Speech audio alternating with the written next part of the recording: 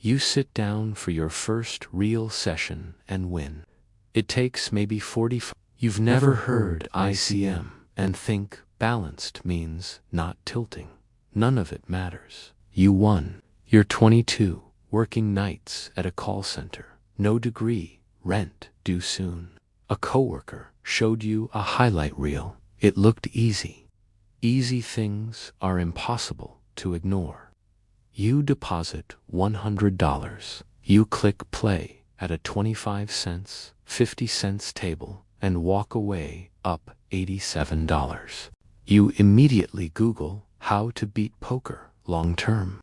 This is the most dangerous moment of your poker life. You don't know it yet. Somewhere in a different time zone, Alex sits in his apartment, 3 monitors glowing, stacking another player. Your bankroll sits at $87. You think this is the beginning.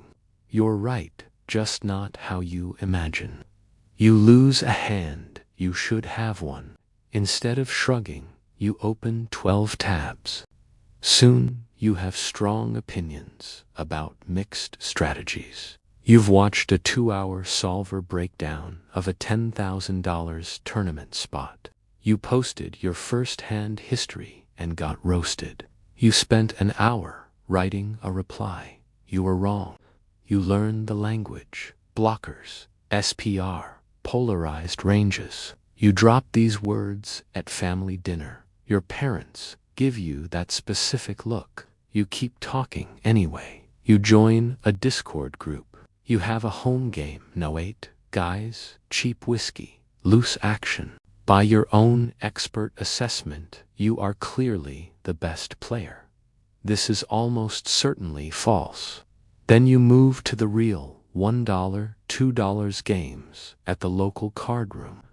First night, Alex sits down and takes you for 3 binds. He's 28, quiet, drinks only water. He doesn't smile when he stacks you.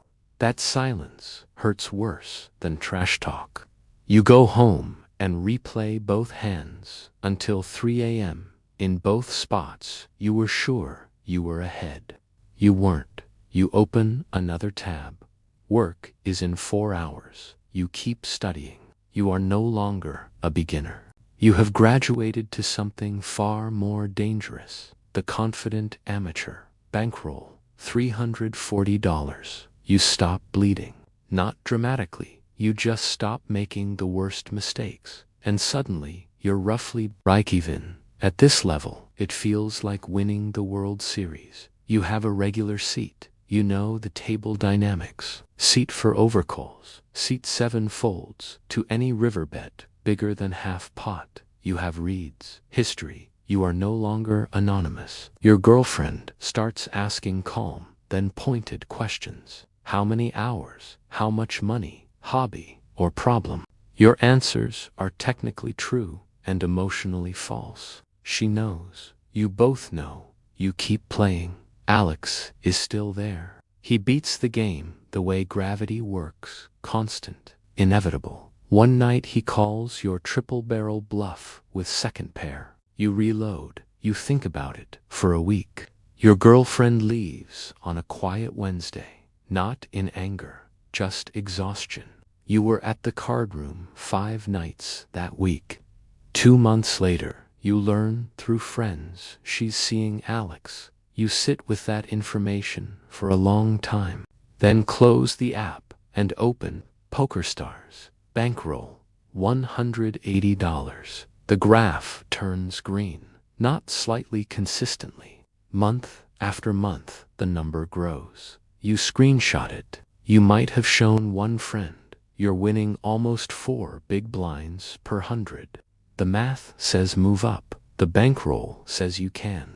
You've been running hot for 5 months, and you experience it as proof you belong, not as variance.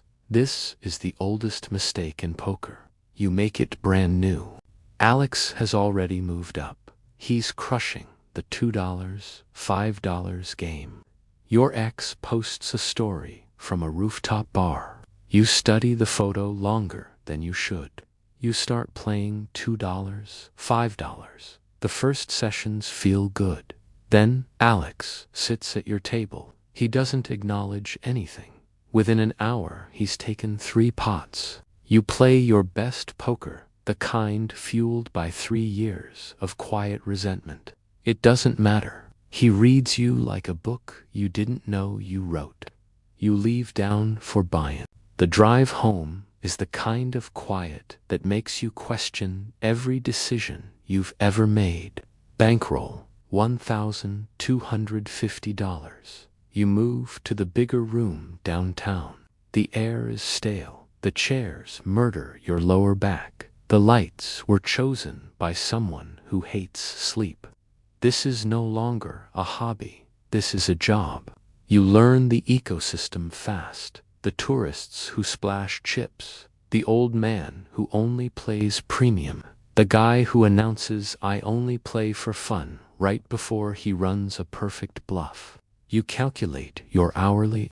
One night, after a $420 win in 6 hours, you do the math. You don't tell anyone. Alex is here too, of course. Nicer watch, now Mercedes, in the lot. You notice these things without meaning to. One night, you both cash out at the same time. He nods, you nod. That's the entire conversation. You sit in your car and compare poker hourly to your old call center wage. The number is close enough to scare you. The month you quit your day job, you run the worst stretch of your life. Not catastrophic, just death by 1,000 small, bad beats. Every session ends slightly red.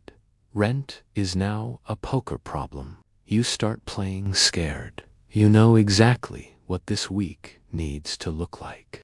That knowledge sits on your shoulder and folds marginal spots. The freedom is real though. Wednesday afternoon, sun shining. Everyone else in meetings, you're at the table, doing the thing you chose.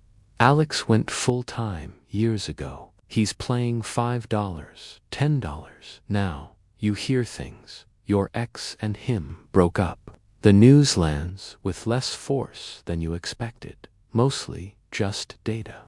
You tell people you're a professional poker player. Most ask, with varying politeness, about your backup plan. You say you'll give it 12 months of consistent results. It sounds steadier than it feels at 2 a.m. on a losing Tuesday. You have a strong month.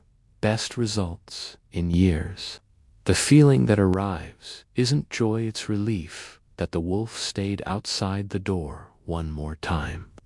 You register for a $2,200 tournament 2 weeks later.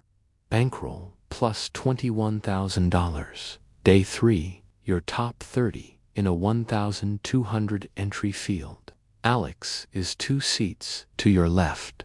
You dance around each other for hours like 2 boxers who've studied the same tape.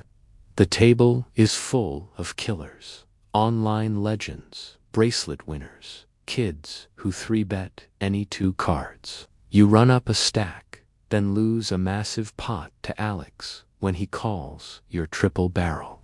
Exactly the kind of call that only works when someone knows you better than you know yourself. You grind back. You bag a short stack for the final day. Bankroll plus $17,500. 9 players left. First place, $265,000. 4. You're in seat 8. You've been circling each other for 4 years across rooms, stakes, and one quiet breakup. The table shrinks. It becomes heads up. 90 minutes of small ball warfare. Then the hand arrives. You 4-bet pre-check raise, flop, barrel turn, and shove river on a brick. Alex tanks for 4 full minutes, then folds. You don't show. He doesn't ask. 3 hands later, it ends. Standard cooler. Your top pair holds against his middle pair. The cards run clean. No miracles, just the better hand at the better time. The trophy is smaller than you expected. the check is bigger. You sit alone at the table afterward while the room empties, thinking about the $100 deposit, the call center nights, the girlfriend who left on a Wednesday, the nights you almost quit. All of it was the price. Bankroll, $242,000. You thought winning would quiet the voice. It didn't. 4 days later, you're checking the next tournament schedule because the game is still there and you still want to play it. Alex is still around, still dangerous, still quiet. You respect him now in the clean way professionals respect other professionals. The game gave you things: comfort with uncertainty, the ability to make a decision and live with it, the specific strength that only comes from surviving long downswings without lying to yourself. It took things too. You made the trades knowingly. A new kid sits at your table mid-20s, nervous energy, freshly studied. He wins a small pot and tries to hide his smile. He fails.